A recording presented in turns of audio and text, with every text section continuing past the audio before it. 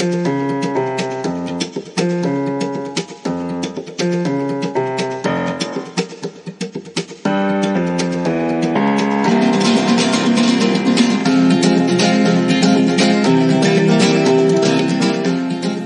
à tous, Passion Immo, épisode 54. Alors, il commence à faire chaud, je pense que vous-même qui m'écoutez, vous devez commencer à souffrir de la chaleur, c'est comme ça. Et puis moi, je rentre dans une période qui est un peu compliquée parce que c'est la fin de l'année. Pas mal de jurys, de corrections de copies, de formations à mettre en place pour l'année prochaine. Donc je ne peux pas maintenir le rythme aussi élevé d'épisodes que j'ai l'habitude de le faire habituellement. J'en suis absolument désolé. Bon, coup de maître aujourd'hui, puisque j'ai une interview que j'ai été particulièrement heureux de faire. C'est Catherine Namura. Catherine, elle est agent co. Vous allez me dire, une agent co de plus. Oui, sauf que elle a eu une vie avant de devenir agent co, une vie artistique. Donc déjà, c'est une originalité. Et à 47 ans, elle décide de basculer dans un autre univers qui est celui de l'immobilier. Alors c'est pas si simple que ça, elle va nous expliquer tout ça, et ce que j'ai adoré dans cette interview, c'est la dimension humaine qu'elle met dans tout ceci. Elle nous parle d'empathie, elle nous parle d'organisation, et elle a des idées bien arrêtées sur cette question, et je trouve que toute la partie, mais pas que, consacrée à l'organisation de son temps de travail, comment elle s'implique, comment elle fait le tri aussi, comment elle hiérarchise ce qui est utile, ce qui l'est moins à un moment donné, comment être efficace. Bon, elle nous parle de tout ça, et c'est absolument passionnant. Elle nous parle aussi de légitimité, d'illégitimité, parce que il est clair que quand on part dans une autre direction à un âge où certains commencent déjà à penser à la retraite, et Catherine, c'est pas son cas, la question de la légitimité, elle se pose toujours. Et Catherine en parle de manière extrêmement détendue, sans se prendre la tête en définitive, et au final, en donnant d'excellents conseils. Passion Immo, épisode 54, c'est parti.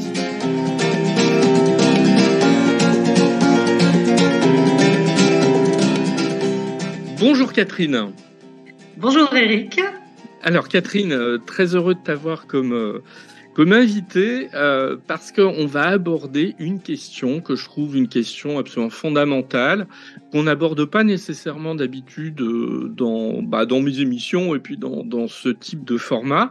C'est finalement comment on peut devenir professionnel de l'immobilier sur le tard, parce que je crois que je vais pas trahir de grands secrets en disant que tu l'es devenu à partir de 47 ans, donc tu as eu une vie professionnelle plutôt chargée et une vie familiale plutôt chargée avant.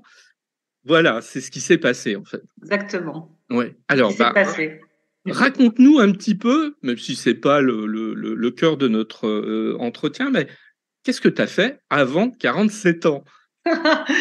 Alors, avant 47 ans, j'étais pianiste. Bon, tu me diras, je suis toujours pianiste. Hein. Tu l'es toujours, oui. Voilà. Mais j'étais pianiste au Conservatoire de Chalon-sur-Saône. Oui. J'ai fait mes études au Conservatoire de Dijon. Voilà, j'ai poursuivi tout ça. Et puis, j'ai travaillé comme accompagnatrice. Accompagnatrice, c'est-à-dire qu'on travaille avec tous les profs d'instruments divers et variés. On apprend à leurs élèves à jouer avec un accompagnement de piano. Donc ça, c'est un métier à part entière que j'ai donc exercé pendant 25 ans au Conservatoire de Chalon-sur-Saône jusqu'en 2011. Et en 2011, la loi permettant de partir de la fonction publique, parce que là, je faisais partie de la fonction publique territoriale, j'étais donc titulaire.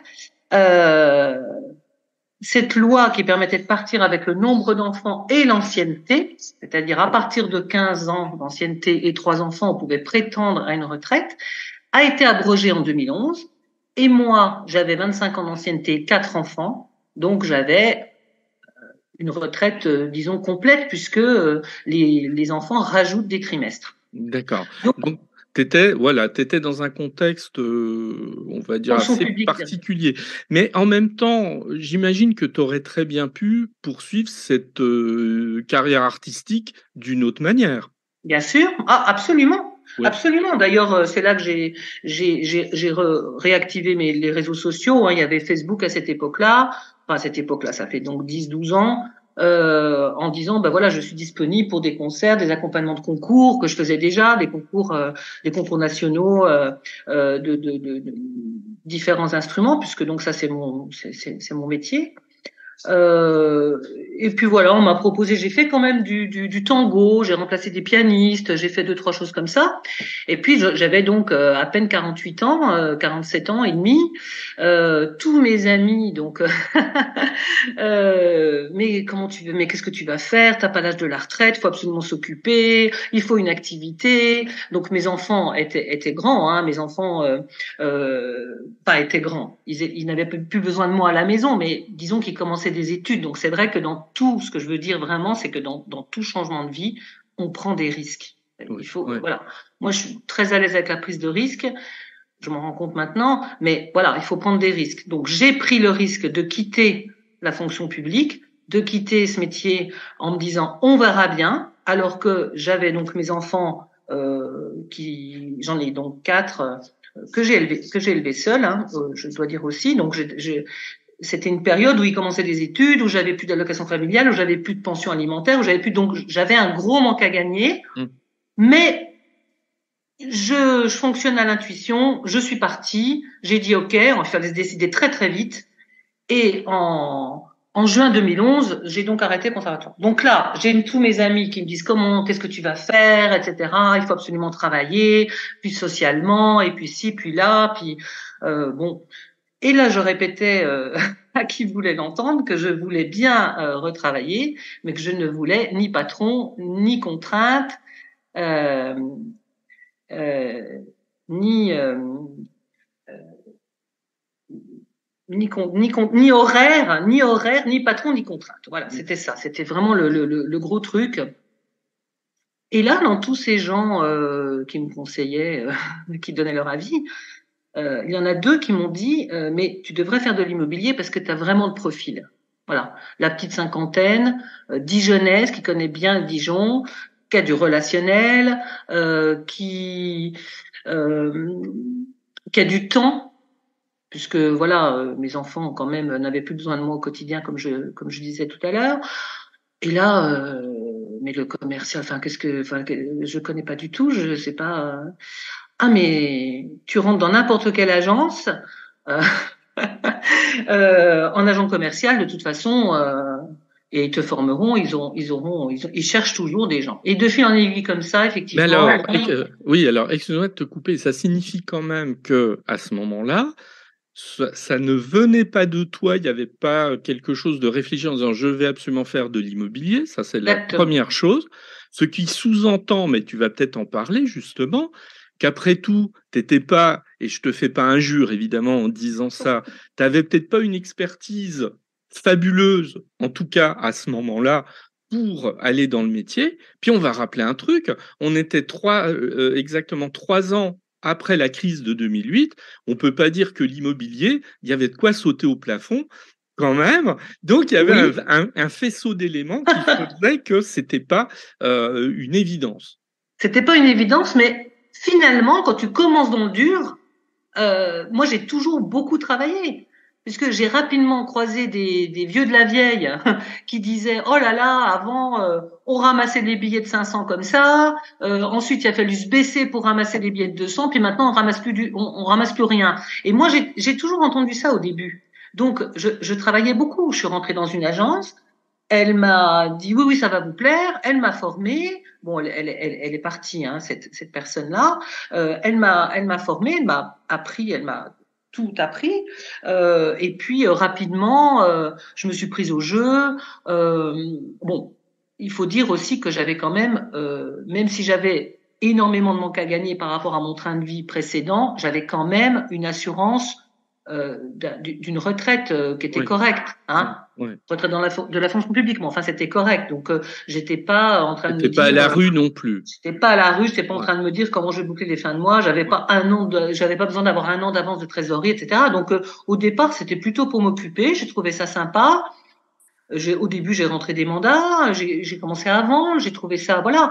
Et puis de fil en aiguille, bon bah quand on est, moi je suis quelqu'un de passionné dans ce que je fais, donc quand on est passionné, dynamique et qu'on a du résultat et du temps et des relations et connaître Dijon, rapidement on est débauché. Donc on est venu me chercher, j'ai eu le choix. Et puis j'ai changé d'agence. Enfin, j'ai changé d'agence parce que de toute façon, elle vendait, elle arrêtait, elle partait en retraite. Et là, je suis allée à Beaune. D'accord. Alors, en 2011, quand tu démarres, tu as quel statut? Agent commercial. Agent commercial. Ah oui. Ouais. Alors effectivement, on était après 2008 et c'est vrai que la plupart des agences avaient basculé dans ce modèle économique. Elles avaient quand même, pour une grande part, abandonné à l'époque le salariat pour leurs revendeurs. Donc, c'était logique que quelque part on te propose ça. Toi, ça te convenait ou tu aurais préféré être salarié? Alors non, moi je n'y connaissais rien dans ces statuts-là. Moi, j'avais été fonctionnaire toute ma vie. Donc j'avais mes vacances, j'avais mon salaire. Alors bon, c'est pas du fonctionnariat pur et dur puisque c'est quand même dans l'artistique, dans la musique et que bon, c'est Ouais, pas c'est tout à fait la même particulier. chose. Ouais. C'est particulier, hein. Mais néanmoins, le statut c'était quand même fonction publique territoriale. Donc je n'avais aucune question à me poser, aucune. Donc moi je ne savais pas ce qu'il fallait que je fasse. On m'a dit oh bah tu te mets en, alors à l'époque ça s'appelait auto-entrepreneur, je sais plus comment C'est ça ça, s'appelait, oui, oui, bien sûr. auto-entrepreneur Ouais. et puis voilà, tu fais une facture à l'agence et puis tu déclares à l'URSSAF et puis voilà. Bon, donc c'est ce que j'ai fait. On m'a proposé d'aller à Beaune. Bah, je peux citer l'agence. De toute façon, c'est celle où je suis toujours maintenant, la régie foncière. Donc, je suis allée à Beaune, à la régie foncière de Beaune, puisque la personne qui s'occupait de l'agence partait. Je suis arrivée là-bas, il y avait déjà un portefeuille. C'est une agence qui avait aussi du syndic et de la gérance, aussi à Beaune, dans leur deuxième entité qui était à Beaune. Ça s'est pas mal passé. Je suis restée 3 ans à Beaune.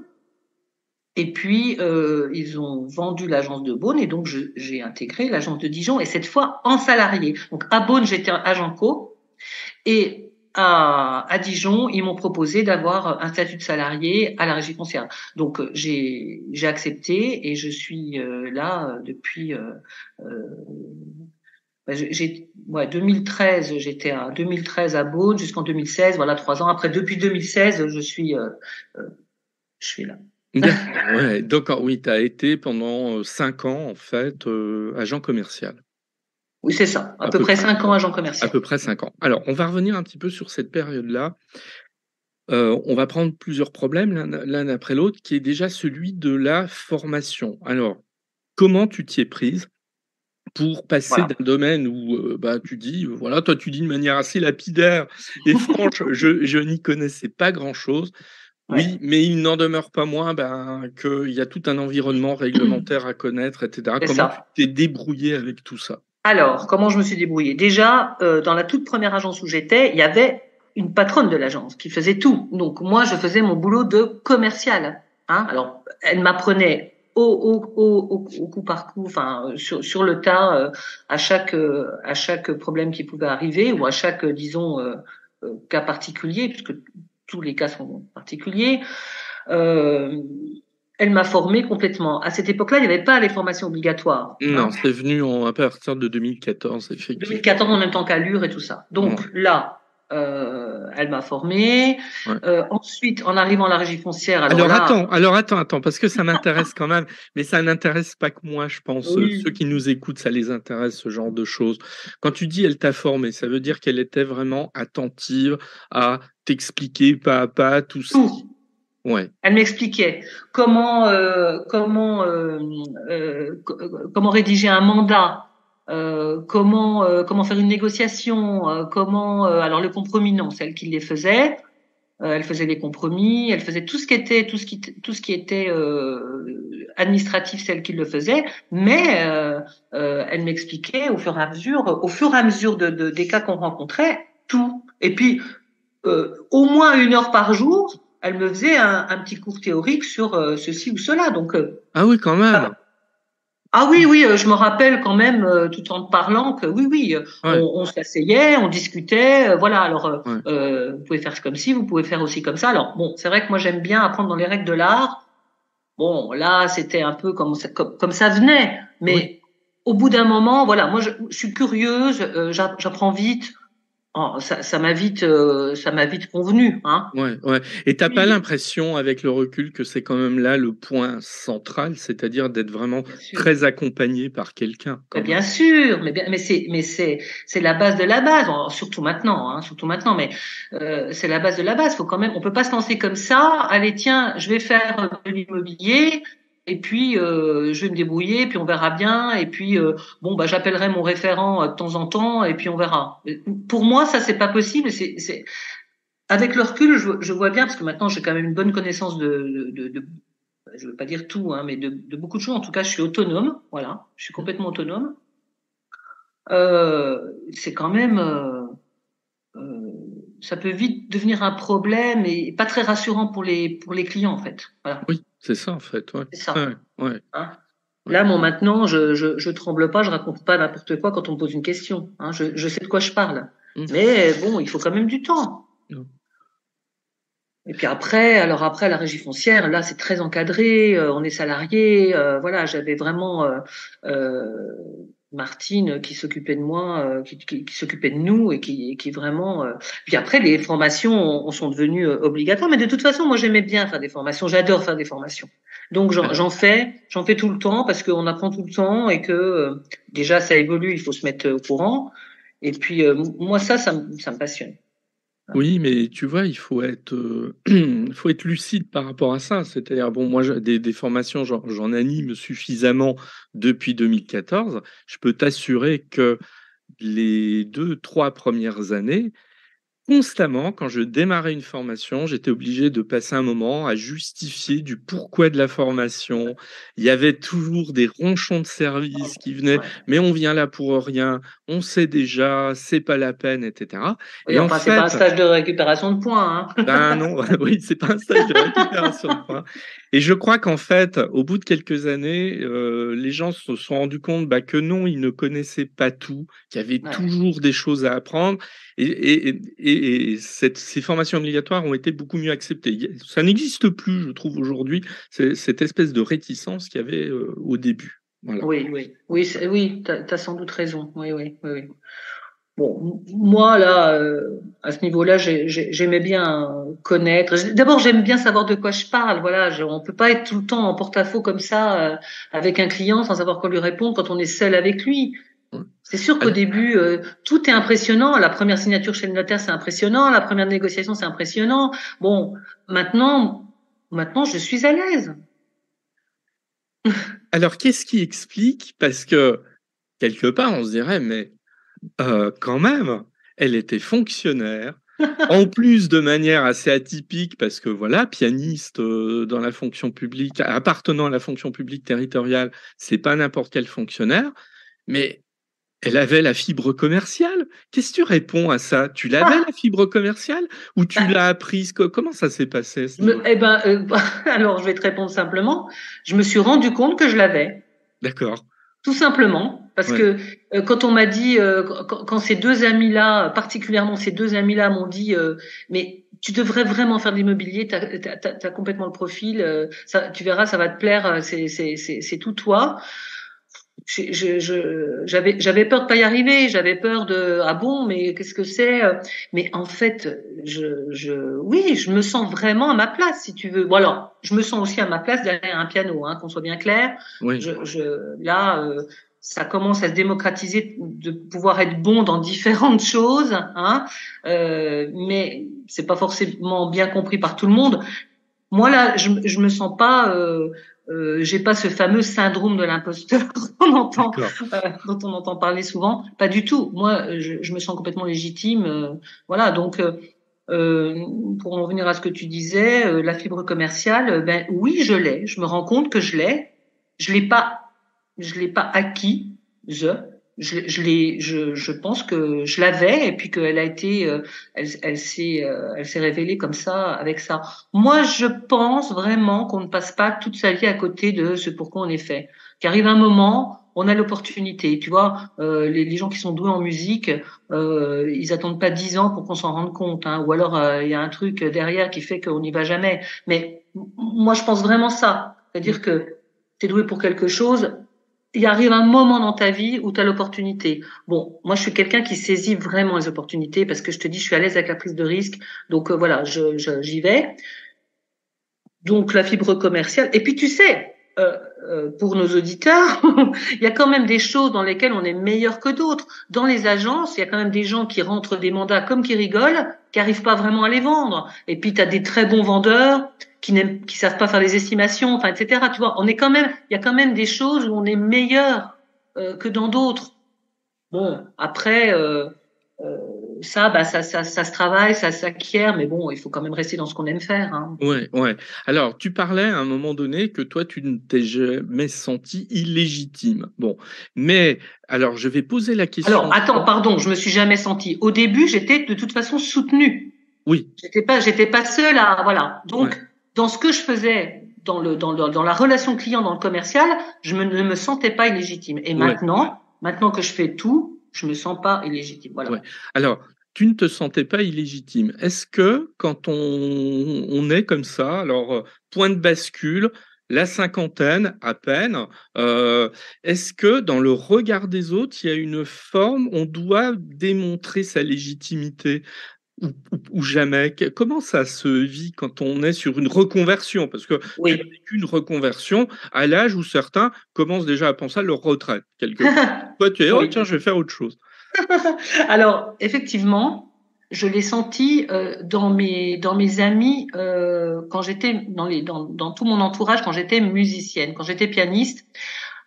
J'ai quand même senti très nettement, bon, elle fait de l'immobilier, mais bon, c'est quand même une très bonne pianiste, donc forcément l'immobilier, elle peut pas être aussi bonne. Voilà. Donc maintenant, plus du tout, hein. J'avoue que 10 ans après, c'est ces amis-là qui m'appellent pour vendre leurs biens ou les biens de famille, etc. Mais avant, il y avait quand même ça, et j'avoue que au début, au début de l'immobilier, je ne clamais pas sur les toits que j'étais pianiste, parce que je sais que pour certaines personnes, on peut pas être bon partout. Mmh. Bon, maintenant, je m'en fiche. Maintenant, bah oui, je fais des concerts et je gagne bien ma vie dans l'immobilier, je suis bonne et on vient me chercher. Bon, enfin, je suis bonne. Il y a plein de gens qui sont très bons, hein. Je fais pas partie des élites de l'immobilier.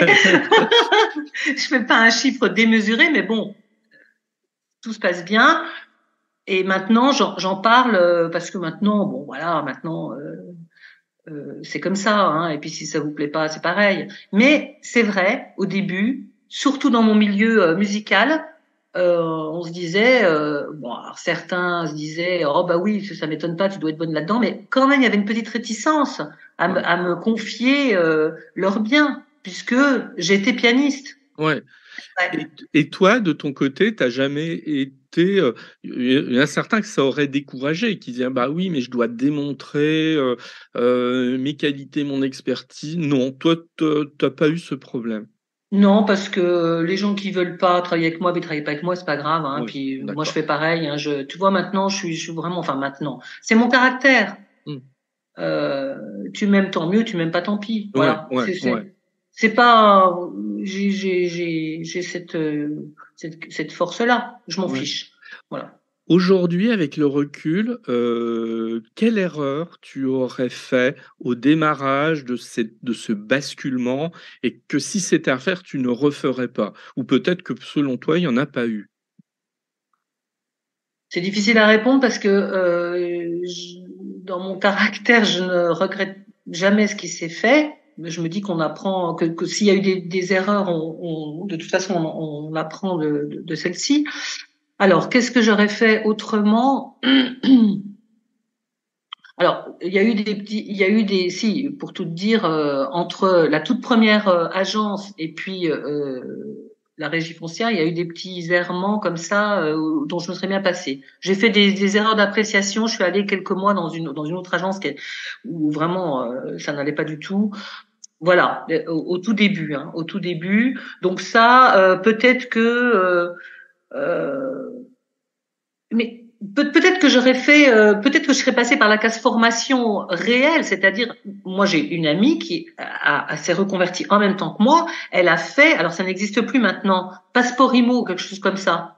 Ça Si, dit mais quelque chose? si, bah oui, bah. Ça existe. Si ça se trouve, Mais tu vois, on va pas dire son nom parce que voilà, voilà. on Hein? enregistre, mais si ça se trouve, je la connais puisqu'en fait, le passeport immobilier, je Bien l'ai sûr, fait pendant un bien moment. sûr, tu la connais. Donc ça s'appelait comme ça. Oui, tout Elle, à elle a fait. fait ça. Mais moi, j'étais pas au courant que ça existait. Ah, ouais. Moi, si tu veux, mes amis m'ont dit, tu rentres dans une agence, ils vont te former, et ils vont te prendre dans n'importe laquelle parce que les agents co, ils en ont besoin. Donc, ben voilà.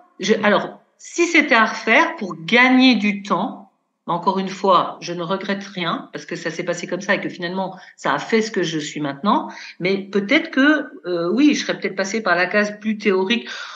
Bon, je te dis ça et en même temps, je pense que ça m'aurait gavé parce que ça aurait été long, parce que j'aimais bien être tout de suite sur le terrain. Voilà. C'est assez rapide. Alors aujourd'hui, on appelle ça des CQP et ça dure à peu près 6 mois, 6, 7 Ça mois. va, ça va. Voilà, mais dont une grande partie se fait en agence sous forme de stage, etc. Et l'autre, Ah, voilà. effectivement. Donc, Et c'est vrai qu'il y a un apport théorique de 3 mois, environ 3 mois, voilà. assez Bon, mais conséquent. peut-être, oui, peut-être que je conseillerais de faire ça, mais en reconversion, tu Oui, vois, puisque ouais, maintenant c'est quand même, voilà, comme tu dis, c'est plus court, c'est plus efficace, enfin, plus rapide, ouais. plus efficient, voilà. Bon, sans doute. Oui, d'accord. Donc c'est euh, alors. On va parler d'une chose, pareil, c'est un sujet que j'aborde pas nécessairement, qui est celui de l'organisation. Parce que l'organisation, je pense que c'est important quand en plus on est dans une reconversion. Pourquoi? Bah parce qu'on a des habitudes, etc. Alors évidemment, toi, c'est sans doute différent parce que j'imagine que bien qu'étant fonctionnaire dans ce domaine, tu devais être sollicité parfois des samedis, des week-ends, je pense, hein, étant pianiste. Oui. Euh, alors voilà, comment tu as organisé ta vie en prenant pied comme ça dans l'immobilier? Est-ce que tu fais partie de ces gens qui cloisonnent quand même et qui tiennent absolument à avoir des bulles, où ils ne travaillent pas, ou est-ce qu'au contraire, tu es quelqu'un, tu prends n'importe quel appel à n'importe quelle heure de la journée, y compris le week-end, etc. Comment tu t'es organisé? Alors, au début, je suis longtemps passée pour quelqu'un de désorganisé aux yeux des gens. Bon, j'ai quand même élevé 4 enfants toute seule, j'étais pas complètement désorganisée. Forcément, il y a quand même un minimum. Mais là, je m'y intéresse depuis 2, 3 ans sérieusement. Et effectivement, on peut faire autrement que ce que je faisais. Alors, avant, bien sûr, je répondais tout le temps, n'importe quand. Là, ça continue, j'ai qu'un téléphone. Donc, je répondais tout le temps. Je répondais, je regardais mes mails le week-end. J'acceptais des visites n'importe quand, etc. Bon, euh, maintenant, dans les dossiers, les dossiers importants ou sensibles ou compliqués, oui, si c'est urgent, je réponds, même si c'est tard. Mais dans la mesure du possible, voilà, j'essaye de ne rien faire le week-end, de prendre des vraies vacances. Bon, ça c'est toujours un peu difficile parce que comme avant j'avais beaucoup de vacances, le changement est tellement brutal entre 6 mois par an et puis 5 semaines. Ou plutôt, quand j'étais agent commercial, on les prend quand on veut, donc on n'en prend pas parce que potentiellement on va manquer des affaires, etc. C'est Au ça. début, quand on commence, ça c'est très difficile de se dire non, allez, c'est bon, voilà. Et puis maintenant que donc moi j'ai un statut de salarié, donc on pose ses vacances, on en a 5 semaines par an, ce qui est quand même peu par rapport à 5, 6 mois, évidemment. Euh, Et j'ai un peu encore des progrès à faire avec ça, puisque en vacances, j'emmène mon ordi, j'emmène mon téléphone, je regarde. Oui, oui. J'ai quand même, voilà. Mais ce qui a beaucoup changé dans mon organisation, c'est que j'ai accepté que je ne suis pas du matin, je suis nulle, je n'arrive à rien, je ne peux pas répondre à un mail en moins de 2 heures si je commence à 9 heures, donc ou à 8 heures. Donc maintenant, voilà, je travaille vraiment en deep work, comme on dit. Dans une plage horaire où là, rien ne m'arrête.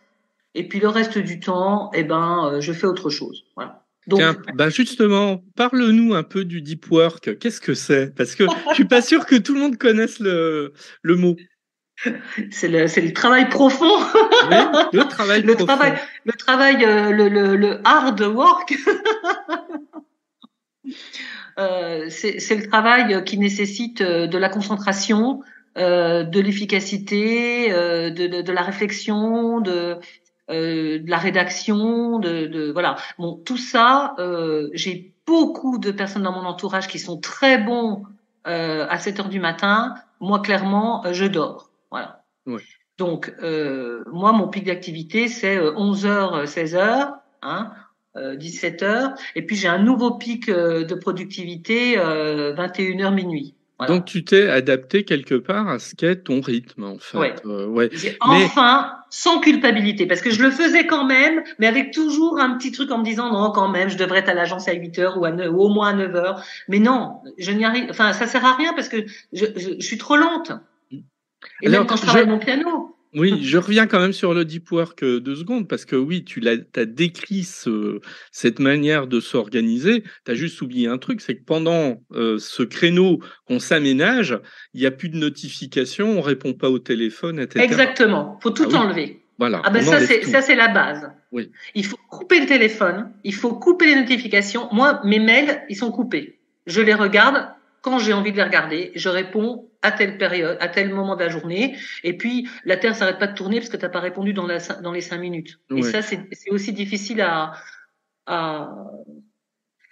accepter, mais c'est la réalité. Enfin, c'est la réalité. Donc, en fait, tu t'aménages des plages comme ça de deep work dans ta semaine. Dans ma semaine, et puis le reste du temps, quand je suis, voilà, par exemple, je vais mettre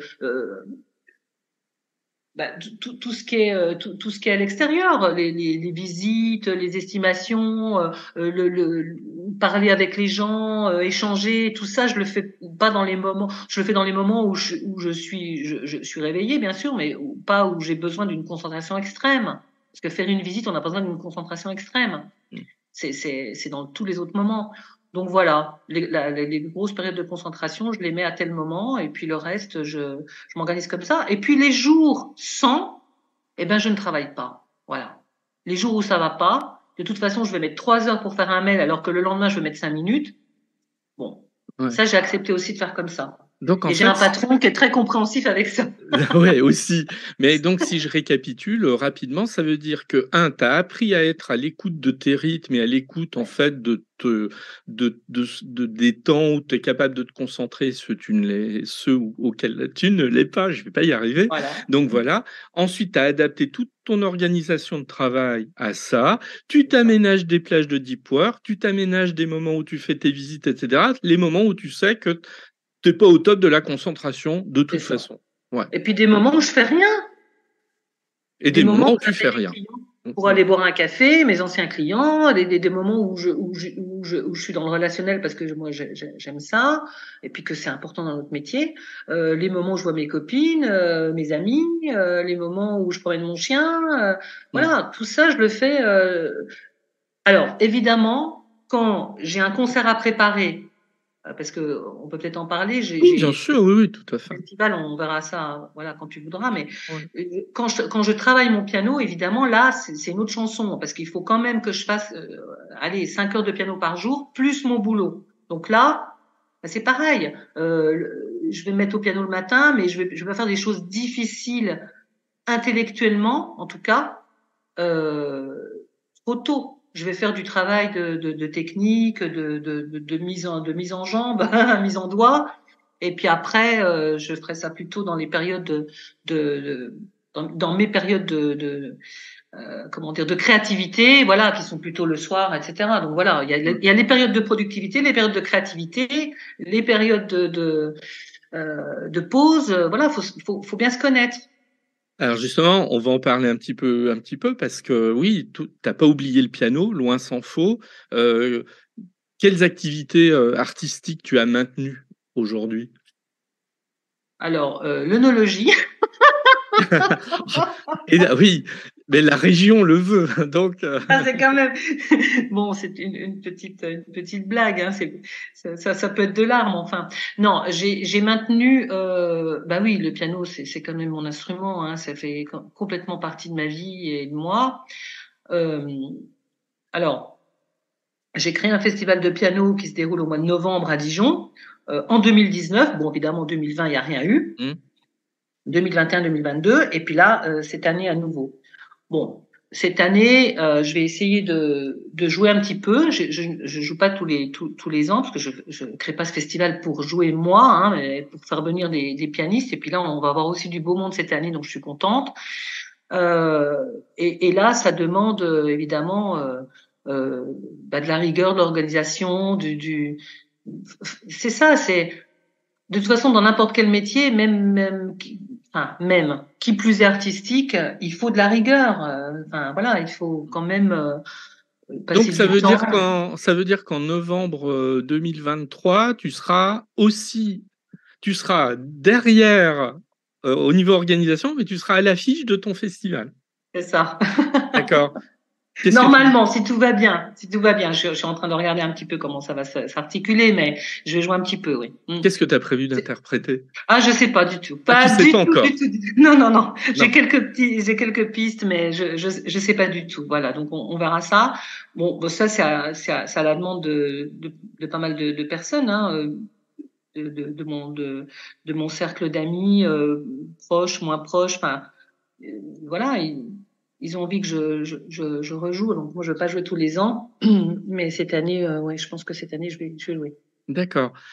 Est-ce que quelque part, tout ça, c'est pas aussi la démonstration que c'est nécessaire d'avoir, enfin, je vais enfoncer une porte ouverte évidemment en disant ça, mais que un épanouissement professionnel ne peut pas aller de pair s'il n'y a pas cet épanouissement personnel. Bon, dans ton cas, c'est cette fibre artistique qui a toujours été présente.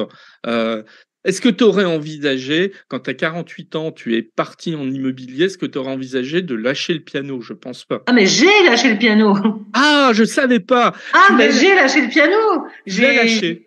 Ah ben oui, j'ai lâché le piano. Voilà. Il y a même une période où j'avais plus de piano chez moi.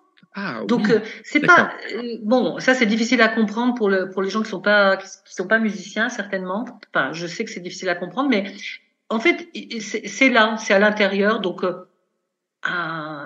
ça peut ressortir n'importe quand, mais c'est jamais bien loin. Voilà, on n'est pas obligé d'aller sans arrêt sur le piano pour savoir qu'il existe. Enfin, je sais pas comment j'arrive à Oui, si, exprimer je vois ça, ce que mais tu veux dire. Ouais, ouais. voilà. Et puis, alors, pour en revenir à l'épanouissement, moi, je connais quand même beaucoup de personnes pour qui l'épanouissement professionnel est le seul. C'est-à-dire qu'ils s'épanouissent uniquement dans le professionnel. Ils n'ont pas besoin d'autre chose. J'en connais. Mais encore une fois, ça, c'est une appréciation personnelle. Il faut se connaître.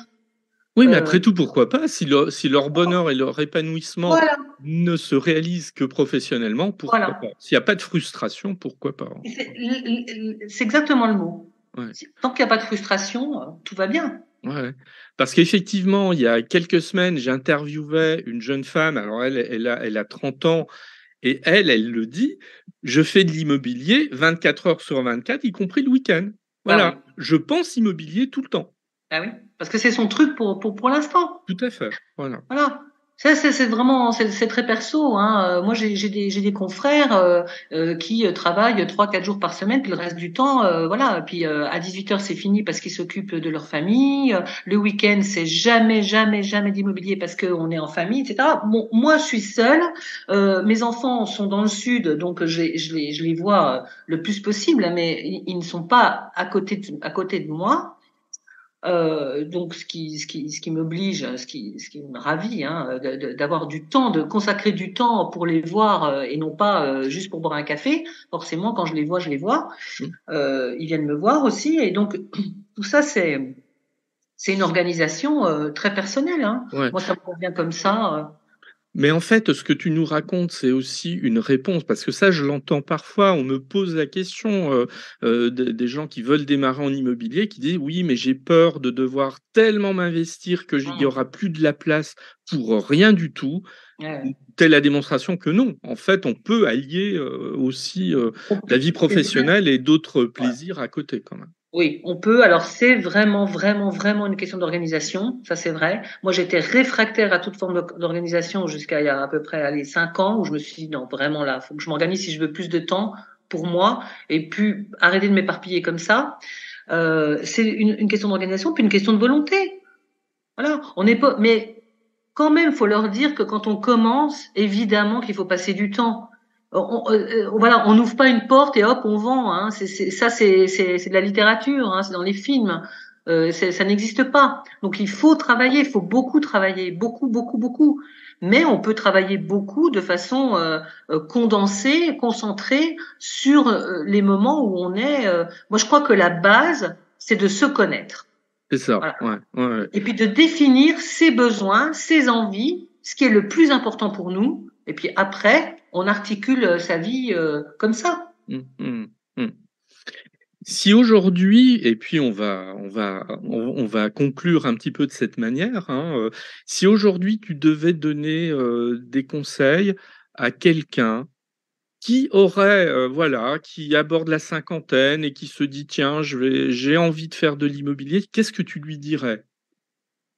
Alors, déjà de se poser les bonnes questions. Pourquoi on va faire de l'immobilier? Alors, c'est pas celle que je me suis posée parce que moi je fonctionne pas comme ça, puisque je prends les opportunités et je fonctionne à l'intuition. Donc, je suis pas un bon exemple, mais je lui dirais pourquoi tu veux faire de l'immobilier? Quelle est la vraie raison? Voilà. Pour pas se tromper de combat, hein. Et puis d'y aller, de foncer, que si ça nous plaît, parce que bon, il y a une légende, hein, les gens, bah moi j'aime bien les belles maisons, donc je veux faire de l'immobilier. Bah oui, enfin les belles maisons, si on avait que ça à vendre, ce serait génial. Bon, il n'y a pas que ça. Je pense qu'il faut aussi être sûr et certain qu'on aime les gens et qu'on a cette fameuse empathie nécessaire dans T'as toute raison relation d'insister commerciale. Oui, ça, c'est quand même tellement important, l'empathie. Dans tout ce qui est commercial, il faut de l'empathie, il faut la vraie empathie, c'est-à-dire se mettre à la place des gens. C'est pas simplement bah oui, je vous comprends, je comprends. Non, vraiment se mettre à la place des gens, de toutes leurs peurs, de toutes leurs voilà. Et puis de foncer, parce que de toute façon, qui ne se reconvertit pas maintenant? On fait plus le même boulot toute sa vie, c'est fini. Donc la cinquantaine, c'est génial. On a encore l'énergie. Pour la plupart, on a des enfants qui sont élevés. Voilà, tout est. Et puis ne pas avoir peur de passer du temps, au moins les 2 premières années, je dirais. Alors après, ça dépend des gens, mais en tout cas, de pas avoir peur de mettre les mains dans le cambouis puis d'y aller, parce que ça vaut le coup. C'est un métier qui est passionnant, mais ça demande énormément de travail. Alors pas de sacrifice, faut pas se sacrifier. Bon, pour moi, faut se sacrifier pour rien d'ailleurs, mais énormément de travail. Et puis être bien conscient, bien se poser la question pourquoi on veut faire ça. Ça commence par ça. Pourquoi? Une fois qu'on a la réponse, go. Très bien. Eh ben Catherine, je te remercie pour tous ces échanges, ces bons conseils. Moi, je trouve que tu as donné d'excellents conseils qui sont à la fois des conseils professionnels et humains aussi, et c'est extrêmement important dans ce type de métier. Eh ben Catherine, merci et à bientôt. Merci à toi, Eric.